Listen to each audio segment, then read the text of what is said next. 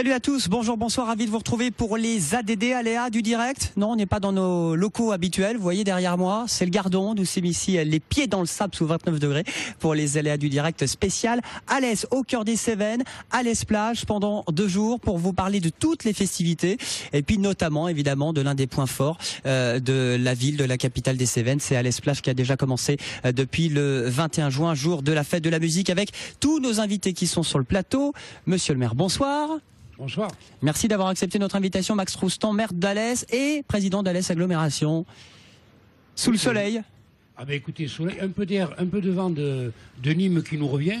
Mais écoutez, dès que vous partirez, certainement qu'il viendra. Voilà, il va nous faire la météo. On a Francis Loupi. Bonsoir monsieur. Bonsoir. Président de l'Office du tourisme d'Alès. Pour nous parler de toutes les festivités. Et qui sont nombreuses. On ira à la mine témoin, on aura des images, on ira faire des petites balades fleuries et gourmandes dans cette ville. 4 fleurs. Nous avons également Jean-François Ducamp. Bonsoir monsieur. Bonsoir. Directeur responsable du pôle temps libre, qui est un service de la municipalité d'Alès. Tout à fait. Qui organise énormément de choses avec des concerts, beaucoup de choses gratuites aussi, on va le dire, parce que c'est important de le dire aussi pour tous les vacanciers qui nous regardent et tous les Alésiens et les Alésiennes. Et puis Gilbert Rouvière. Oui monsieur. Vous remarquez quand même qu'on a un pôle temps libre. C'est pas partout. C'est une première ici? Alès c'est créé depuis quand d'ailleurs? En pôle, oui, c'est la première. Un pôle, c'est le premier. Et c'est une première à Gilbert Rouvière avec vous aussi, monsieur le maire, en partenariat. À Alès. Alès, voilà, Alès. Et Gilbert, vous êtes responsable et directeur artistique surtout.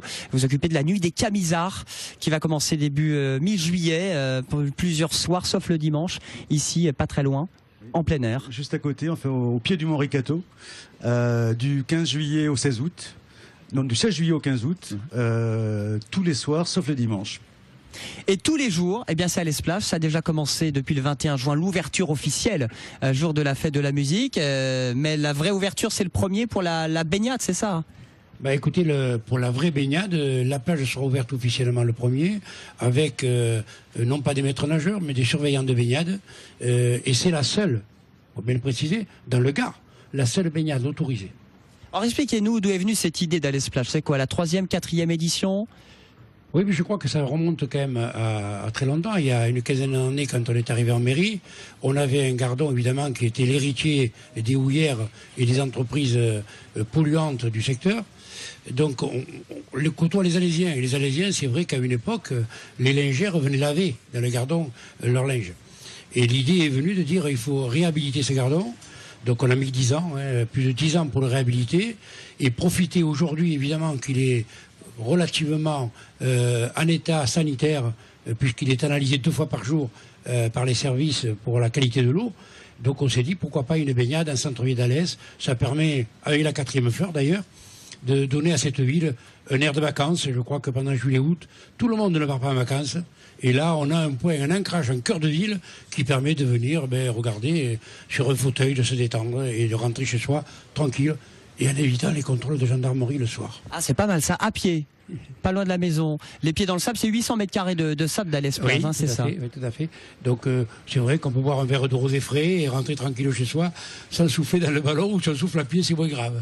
Est-ce que c'était une demande des Alésiens? Parce qu'on connaît Toulouse-Plage, Paris-Plage. Bon, c'est normal, c'est loin. On est à 1 heure du Grau-du-Roi de la mer. Paris-Plage, on ne se baigne pas, monsieur. Oui. Ici, on se baigne. C'est quand même c'est l'argument de vente supplémentaire.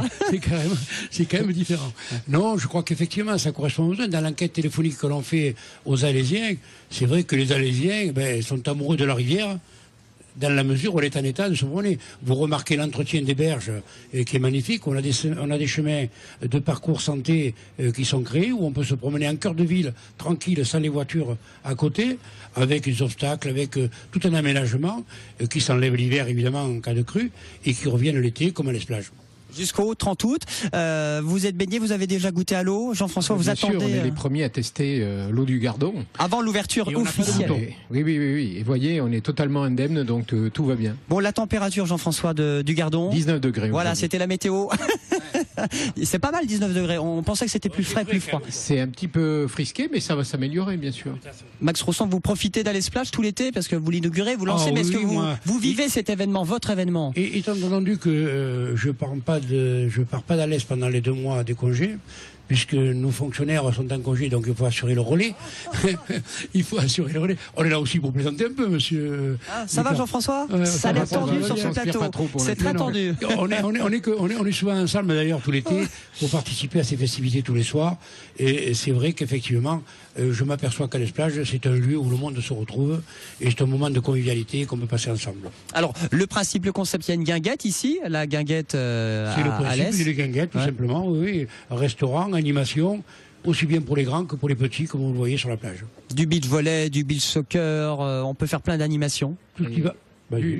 Et d'autres, du beach rugby, ça c'est nouveau, de la gym, du karaté, enfin bref, tous les publics vont pouvoir venir et profiter parce que derrière vous, là, enfin sur votre gauche, vous avez des terrains qui ont été ensablés, spécialement pour ça, aménagés, jusqu'au bout du pont, sont presque sur 1 kilomètre de long. Et puis, vous avez un parcours environnemental aussi, en plus du parcours sportif, pour découvrir toutes les berges. Et puis cette guinguette aussi, des jeux gonflables, enfin bref, des activités aquatiques sur le Gardon, des événements tout au long de l'été. Donc je crois qu'il y a beaucoup de choses qui font que les familles peuvent venir ici et profiter toute la journée du site. Avec des points forts sur le 14 juillet, le 15 août. Sur les animations, sur le plan d'eau, avec jet, jet d'eau, etc. Tout ce qui peut se faire autour de l'eau. Fête nationale, notamment, on en parlera, on aura des images, championnat de France de jet ski. Gilbert Rouvière, il y a aussi votre bel événement à vous, c'est votre bébé. Eh bien, c'est la nuit des Camisards, après la semaine Sevenol qui était un peu dans ce thème-là sur l'histoire. Eh bien là, c'est après Saint-Jean-du-Gard, eh bien, c'était à Alès. C'est un nouveau partenariat et c'est dans un décor unique, naturel. C'est ça, votre événement qui commencera le 16 juillet? Tout à fait. Alors, c'est une nouvelle aventure, parce que le spectacle va prendre de l'ampleur. Puis, c'est un gros bébé, parce que sur le plateau, on est une trentaine. Donc, c'est un peu du monde. Et puis, c'est un spectacle qui parle de ce pays d'une manière tellement forte que nous, enfin, une des premières raisons pour lesquelles on le reprend, c'est parce que les gens qui sortaient de leur représentation étaient tellement touchés et ça parlait tellement à leur culture, à leur patrimoine, que c'était évident qu'il fallait qu'on continue l'aventure. Et quand Max Roustan a dit Banco, moi j'attendais que ça, qu'ils nous disent Banco d'ailleurs. C'était évident que, tous, on voulait reprendre l'aventure. Quand je dis tous, c'est-à-dire c'est aussi les acteurs. Tout le monde revient sur l'histoire en se disant, il faut le faire, il faut le vivre. L'ambition ici à Alès, c'est qu'on va, sur 3 ans, on veut réunir beaucoup de monde. Et je pense que c'est tout à fait possible. On va jouer 27 représentations cette année. Donc l'idée, c'est de toucher évidemment les Alésiens, l'agglo, la région, et puis les touristes, voire les étrangers, on sait bien qu'il y a beaucoup d'étrangers qui ont un lien avec l'histoire de ce pays. Donc on se dit, ça a à voir avec le patrimoine et en même temps avec la création, parce que c'est pas un spectacle historique, c'est un spectacle qui parle de moments de l'histoire.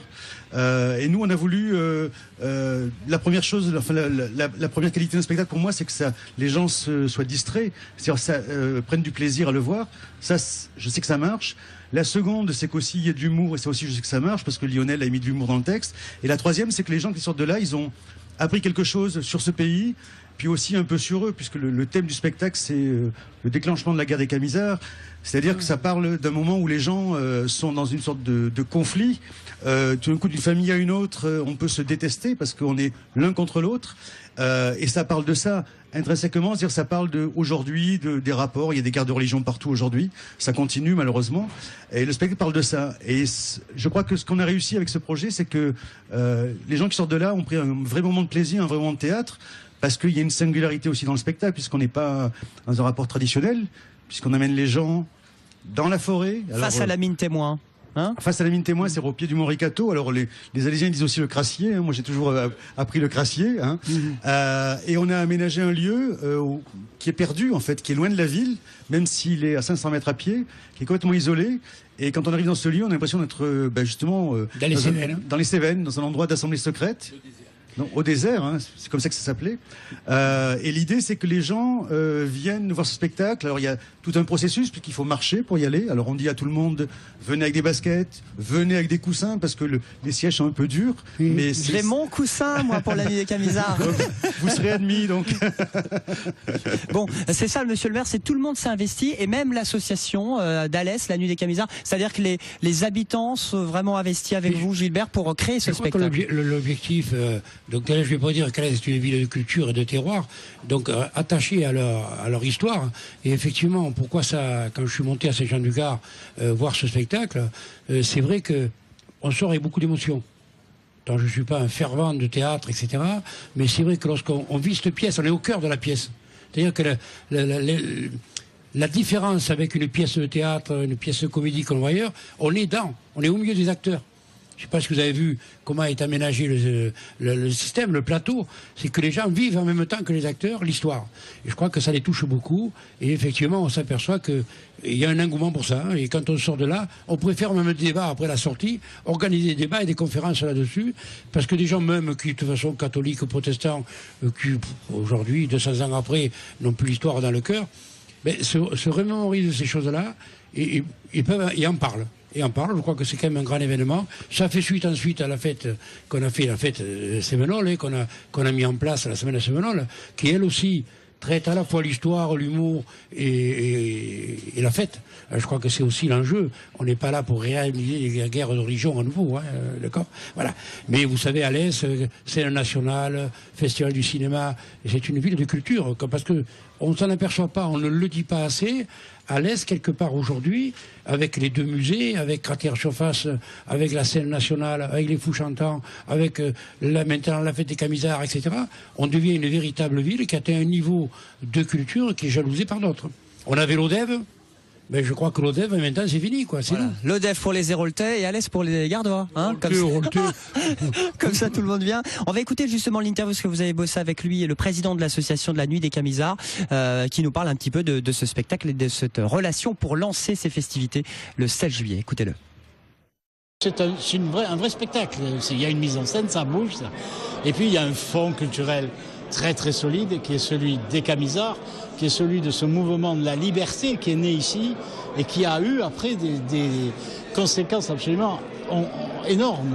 On ne sait, par exemple, peu de gens savent que c'est une partie de ce mouvement qui a donné, au travers du député Rabot-Saint-Étienne, là, dans la Déclaration des droits de l'homme, la partie qui dit que tous les hommes sont libres de leurs opinions. Et donc, ça, c'est la racine Sévenol. Et les gens qui sont attachés à la Cévennes, soit parce qu'ils sont de cette racine-là, soit parce qu'ils veulent la découvrir, vont trouver de quoi se nourrir, mais vraiment profondément, au travers du spectacle et des à côté du spectacle. C'est un retour en arrière, 1702, c'est ça, votre année que vous avez choisie? Exactement. C'est un bond en avant en même temps. Hein. Oui, c'est un bond en avant.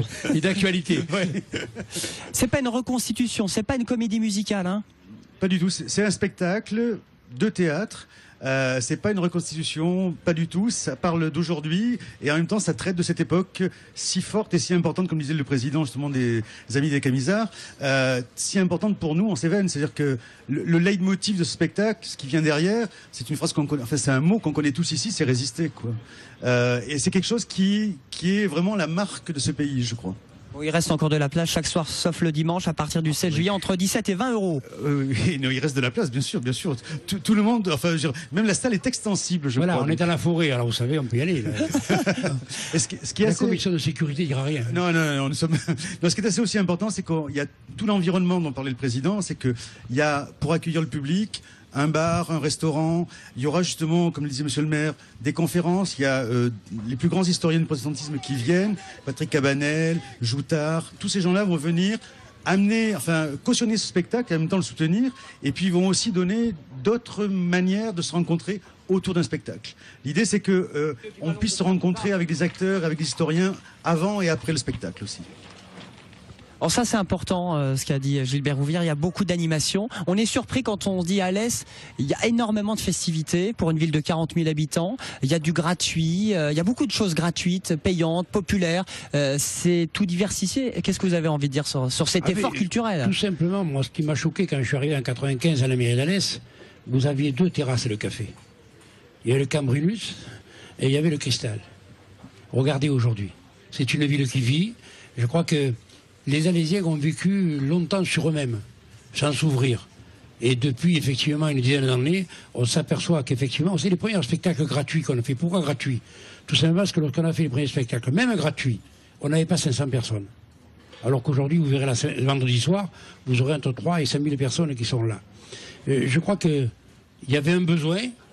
Il y avait un besoin qui ne s'exprimait pas parce que la collectivité, parce que... Allez savoir. Moi, j'ai cru, et croyant qu'effectivement, le besoin de se rencontrer, de se parler, c'est essentiel. Je crois qu'un peu d'humanité dans ce monde ferait du bien. Et les festivités, le théâtre, la comédie, etc., les spectacles que l'on fait, sont des lieux où on se rencontre et on parle et on échange. Et à partir de là, vous savez, quand on se parle, on se comprend mieux. Et on évite quand même certains conflits qui avaient lieu avant et qui ont plus lieu aujourd'hui. Je crois que la ville vit en pleine sérénité. Alors on en fait un peu trop, certains diront. Un peu trop, parce qu'effectivement, 2 mois de festivités tous les soirs, ça n'agace certains, parce qu'il y en a certains qui travaillent encore, donc il faut y penser. Ici, à l'Esplage, nous a causé certains soucis. Non, mais il faut regarder les choses en face, et effectivement, ça peut être compréhensible. On n'est pas dans une ville, on n'est pas à Palavas, on n'est pas dans des zones touristiques où effectivement les gens sont habitués à avoir du bruit.